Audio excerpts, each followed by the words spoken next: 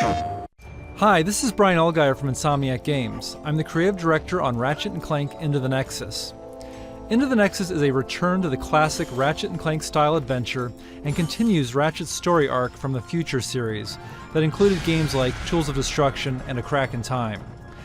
Here's some footage from close to the beginning of the game. Ratchet and Clank have stowed away on an enemy ship and landed on planet Uruk, where they are in search of escaped convict Vendra Prague and her brother Neftin. Planet Uruk is considered to be in a haunted sector of the galaxy and was abandoned long ago. It's also the perfect place for Vendra and Neftin's operations. One of the big focuses for Into the Nexus is gravity. This is something that Ratchet games have explored with spherical worlds, and Into the Nexus goes further by incorporating gravity manipulation in both our weapons, gadgets, and a new game mode that I'll be showing in a little bit. Here Ratchet is using a gadget called the Grav Tether that allows him to create these gravity beams between targets.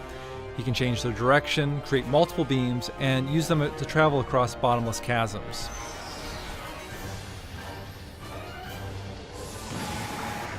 Like the earlier Ratchet and Clank games, this level has a hub area with branching paths.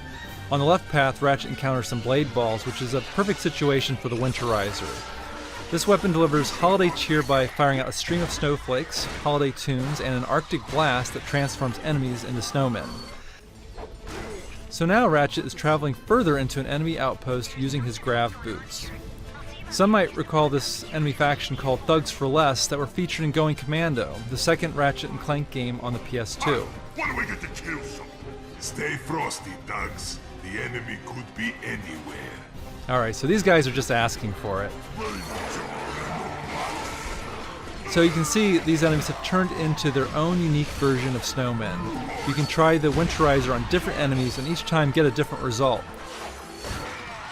The weapon upgrades and will later drop holiday presents that give out health and ammo.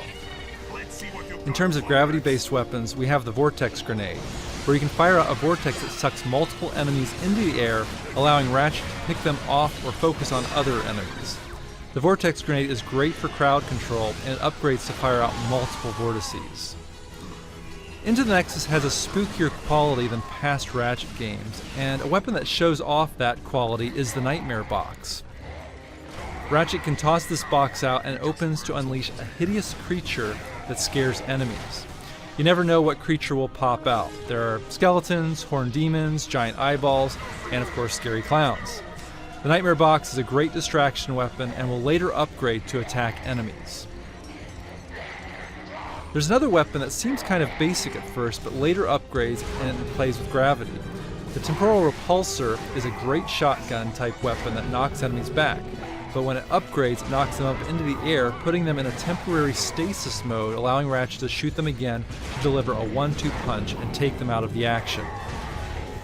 As Ratchet takes out more thugs, Vendra becomes wise to him, getting closer to her, and starts a one-on-one dialogue. This kind of villain-hero relationship has been very important in past games like Tools of Destruction and A Crack in Time, where we've had villains who had a connection to Ratchet or his past.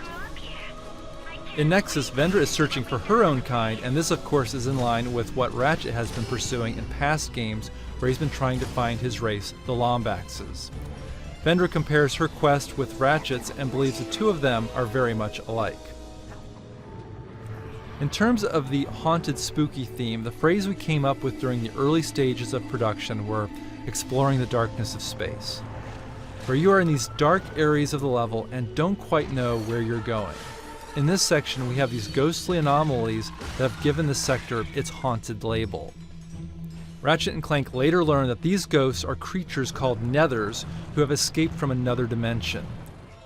Clank gets an upgrade where he can travel into Nexus points that take him into the Nether dimension where he has full control of gravity. Clank can fall up, down, left and right, and manipulate gravity to move objects around and solve little action puzzles. Clank's goal is to lead another creature back to the Nexus point and bring him into the normal dimension where it becomes unstable and destroys a barrier that blocks Ratchet's path. So there's a slice of Ratchet and Clank Into the Nexus. We're very excited about creating this classic Ratchet and Clank story-driven adventure.